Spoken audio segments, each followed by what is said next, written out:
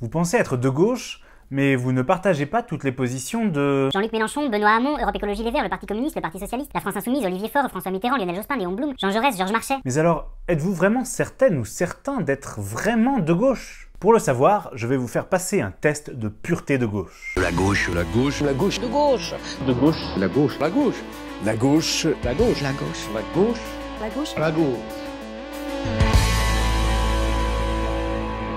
Bienvenue sur Hémiplégique, la chaîne qui essaie de comprendre ce qu'est la gauche. L'épisode d'aujourd'hui est un peu spécial, c'est parti pour le test de pureté « Suis-je de gauche ?» Question 1. Êtes-vous de gauche? Oui? Félicitations, vous êtes de gauche!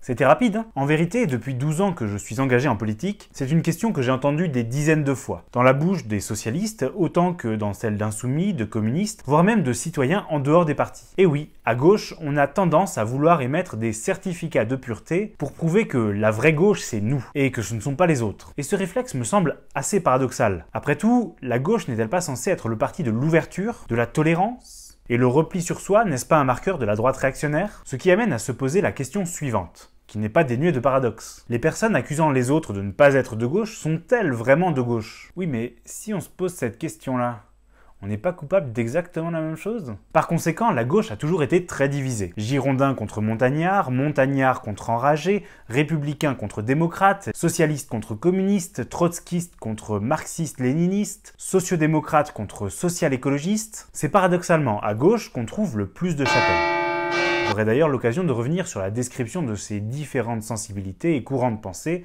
dans de prochaines vidéos. En face, la force de la droite est d'être relativement unie. Bien sûr, il y a la droite libérale, la droite bonapartiste, la droite conservatrice, sans compter l'extrême droite nationaliste, voire monarchiste, mais de manière générale, ces blocs, au moins ceux qui se présentent aux élections, sont relativement peu nombreux et unis. À tel point que les droites ont pendant un temps été rassemblées au sein d'un même parti, l'UMP, qui abritait des sensibilités qui allaient du courant libéral, avec Alain Madelin par exemple, ou humaniste, avec Jean-Pierre Raffarin, jusqu'à la droite Manif pour tous, plus proche du Front National comme on l'appelait à l'époque, comme Thierry Mariani par exemple. La conséquence, sous notre système électoral, qui fait la part belle aux élections uninominales, et où même les élections à la proportionnelle sont soumises à une prime majoritaire, la gauche part avec un handicap qui n'est lié qu'à elle, intrinsèquement. Dommage, non? Suggestion. Ne pourrait-on pas débattre sur nos différences de manière apaisée et constructive entre les scrutins et travailler à un projet d'union lors des échéances électorales? Certes, cela signifierait que personne ne serait absolument satisfait